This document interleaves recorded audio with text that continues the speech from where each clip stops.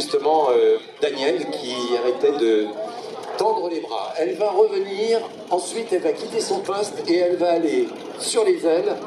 Non.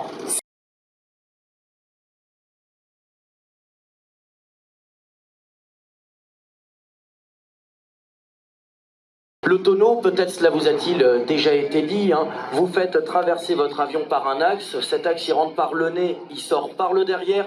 Quand vous faites tourner l'avion autour de cet axe, eh bien vous réalisez un tonneau. Regardez, la tête en bas, la tête en haut, ça tourne vite.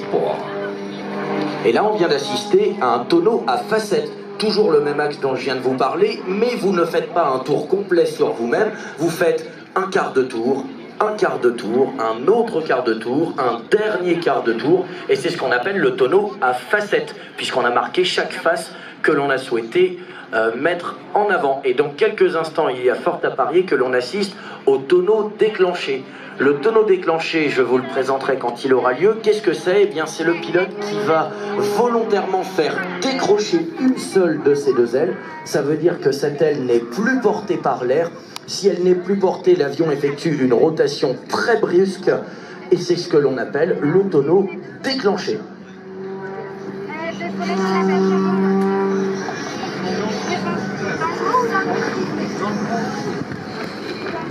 En freestyle, comme vous le voyez actuellement, les démonstrations peuvent avoir lieu avec du fumigène. Le fumigène, qu'est-ce que c'est? C'est tout simplement de la paraffine qui est injectée dans le pot d'échappement. Et cette paraffine, elle a la propriété de blanchir lorsqu'elle est chauffée. Et c'est ce qui nous donne ces belles volutes qui viennent décorer le ciel bleu Castelroussin. Nous reviendrons tout à l'heure avec Pierre et avec Kevin sur le pilotage d'un avion. On s'approchera d'un avion de voltige avec la caméra et on vous rappellera eh bien, comment se pilote un avion, puisque sur un Extra 330, sur un Airbus, sur un Mirage 2000 ou bien sur un rallye par exemple, eh bien les règles de pilotage sont les mêmes, Kevin. Toujours identique, on va toujours piloter l'avion de la même façon. On verra également le positionnement des instruments qui sera toujours placé de la même façon, ce qu'on appelle le T basique. Dans un cockpit, on aura toujours sur la partie en haut à gauche la vitesse, en haut à droite l'altitude et au centre l'horizon artificiel. Et juste en dessous de l'horizon artificiel, pour faire cette forme de T, on aura le cap de l'avion.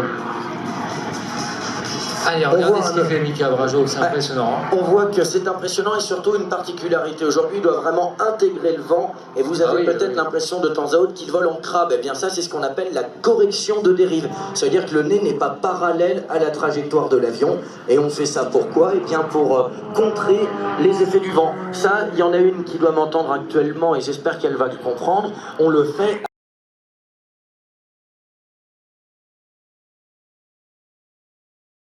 d'un aéroclub, comme le disait Pierre. Et vous...